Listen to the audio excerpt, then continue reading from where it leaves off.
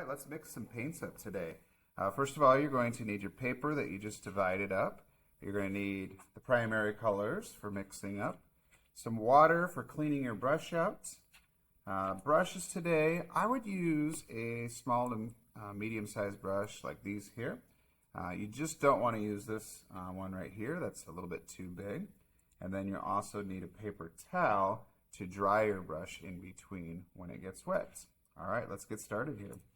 First of all, I like to start with yellow. Yellow is going to be our lightest color, so we want to get that one down first before it gets mixed all up.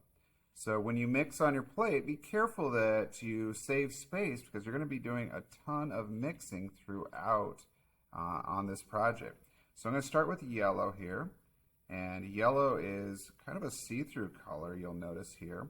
When you labeled yours, you might want to lighten them up a little bit. As you can see here, I went dark so you guys could see it, but you're going to be able to see through it on the yellow.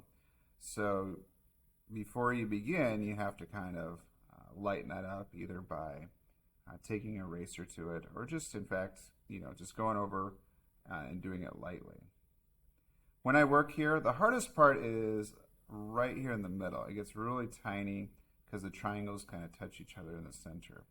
But you're working with the edges, getting the color down, and then once we get the color down, I like to go back over it one last time to kind of smooth out the paints.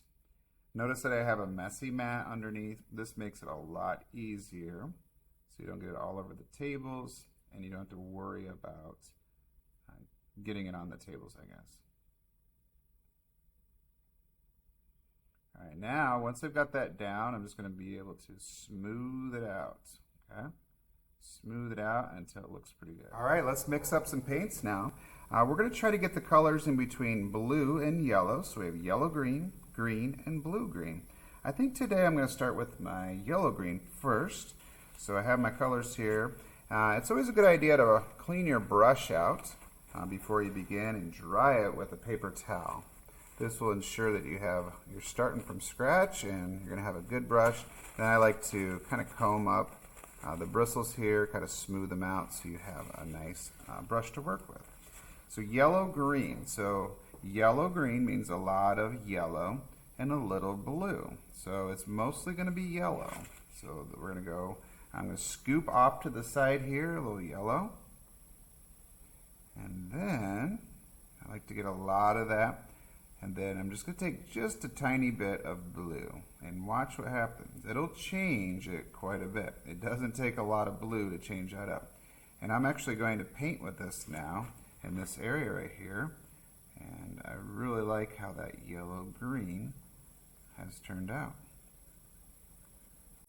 All right, I just finished that one up. I'm going to go into my regular green right in between. So I'm going to get some more yellow.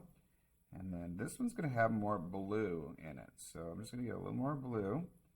And again, blue is very powerful, so you'll notice that I'll change it quite quickly. So it's a good idea to work with a lot of yellow and then just be careful with the blue. All right, looks like that one is good. I'm going to go ahead and paint this in. I could tell that this one's good because when I look next to it, I'm a little bit darker than the one I just did. For my final one in this area here, I'm going to do blue-green. So blue's first. So we have a lot of blue and then just a little bit of yellow. So what you could do here is you could use the middle here to mix that out. That'd be fine. So I'm going to take some blue and I'm just going to put it in here.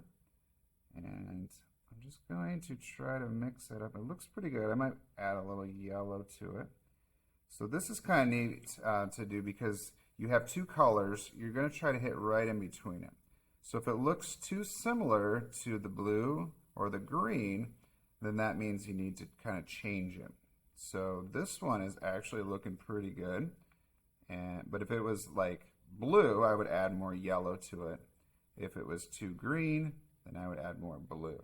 But it looks like I'm pretty good here. All right, it looks like I just finished up with my blue-green. You'll notice that when it's wet, it will look different than when it's dry. So this one right now, it looks pretty good, and I bet it will look even better once it dries. I'm going to show you my other one that I have here. This is a finished one. So this one has all the colors on it.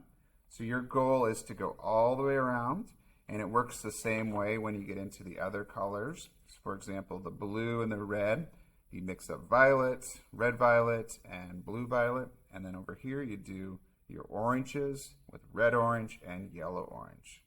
All right, guys, can't wait to see how you do with your color wheels.